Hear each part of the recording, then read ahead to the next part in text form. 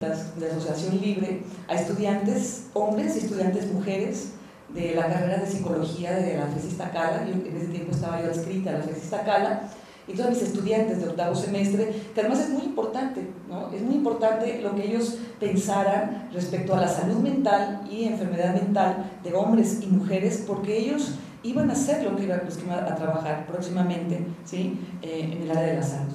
¿Sí? Muchos de ellos se iban a dedicar al área clínica, iban a estar trabajando con este tipo de concepciones de lo que es la enfermedad mental y la salud mental, y realmente sí fue un poco impactante para mí el haber encontrado muy semejante a lo que ha encontrado Fátima. Fátima tiene por ahí alguna investigación donde explora las representaciones sociales sobre la enfermedad mental, pero en profesionales que ya están ejerciendo la salud mental.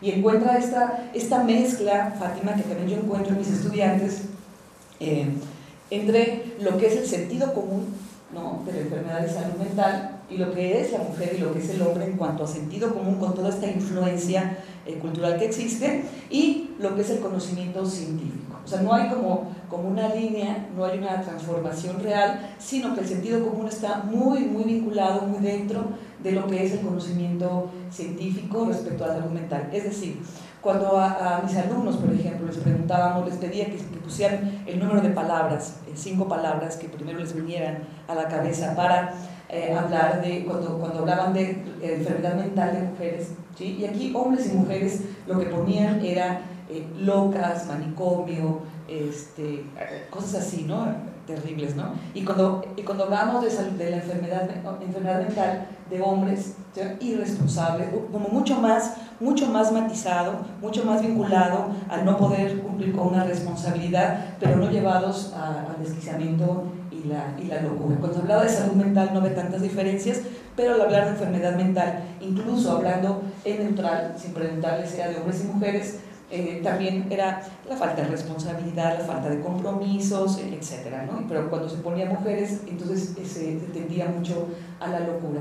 Entonces, bueno, esto lo comento para tomar muy en cuenta cuando estemos hablando de la salud de las mujeres en general, tener este cuidado, ¿no?, de tratar de no retomar lo que culturalmente se ha supuesto sobre las mujeres, donde en el siglo XIX, por ejemplo, ¿no?, el tipo de enfermedades que las mujeres tenían eran totalmente vinculadas con la represión sexual, con la represión de su cuerpo, la histeria, por ejemplo, todo esto vinculado. Las mujeres que en ese tiempo querrían tener algún tipo de actividad diferente a la actividad doméstica, que creían que era la única obligación que había, eran mujeres que eran reprimidas y se enfermaban, ¿no?, se enfermaban. Entonces, las mujeres que querían hacer algo diferente se les tachaba también de enfermas, se les tachaba de locas. Esto sigue sucediendo en la actualidad en algunas comunidades.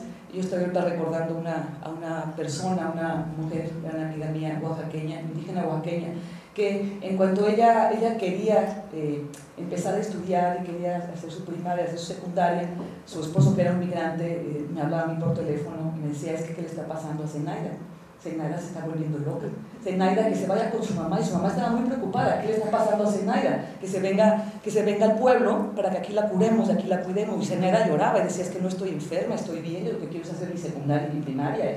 Y en fin, entonces, ese tipo de situaciones vinculadas con el que las mujeres quieren hacer algo diferente a lo que tradicionalmente se espera de ellas, llega a interpretarse como una normalidad en términos de la afección de la salud. Entonces, bueno, el concepto de salud, lo que quiero decir es que tiene muchos matices, ¿no? Hay tantas definiciones de lo que es salud y lo que es enfermedad. Yo me quedo, aunque es muy discutida, yo lo sé, entiendo también los riesgos que se corren al tomar el concepto de salud de la OMS, ¿sí? Sin embargo, me parece que justamente como no es tan tajante y tan cuadrado, y van a ver al final por qué lo hago, podría ser mucho más pertinente su utilización en el sentido de hablar de un estado de bienestar. El problema de la OMS es que habla de un estado de bienestar total, que todos sabemos que es inalcanzable, pero es un estado, lo consideran como un estado de bienestar. Yo me quedaría salud, vincularlo más con un estado de enfermedad, y por supuesto, dentro de esto, dentro del estado de bienestar, también está el no estar enfermo, el no tener dolencias, y la enfermedad entendida en términos de malestares, ¿sí? Un malestar es más vinculado a una falta de salud. Y al final voy a retomar esto que estoy diciendo. Entonces, bueno, volviendo a las representaciones de género, hay una división entre la esfera privada y pública. Esta división es reforzada en el siglo XIX en las culturas de Occidente, y al grado de que John Scott, con quien estoy compitiendo en la audiencia el día de hoy, le llama marcas de la civilización, ¿no? Esta división entre las esferas, John Scott, que es una historiadora feminista muy importante, habla de que en la medida en que las esferas privadas y públicas estén más separadas, ¿sí?, se considera en el entorno de las culturas occidentales que hay mucha más civilización, o la civilización es superior, ¿no? Entonces se llega a considerar incluso, de acuerdo a lo que plantea John Scott, que estas marcas de civilización, esta separación entre lo público y lo privado, es parte de la evolución biológica que va de la mano con la evolución social de las culturas. Bueno, entonces, volviendo a trabajo y salud, que es nuestro tema, ya lo amplié a trabajo para poder incorporar el trabajo no asalariado.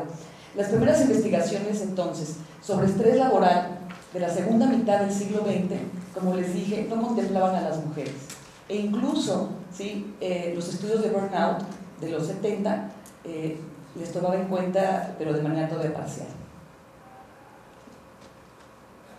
En los años 70 surge este concepto de burnout, entendido que era una respuesta o una consecuencia del estrés.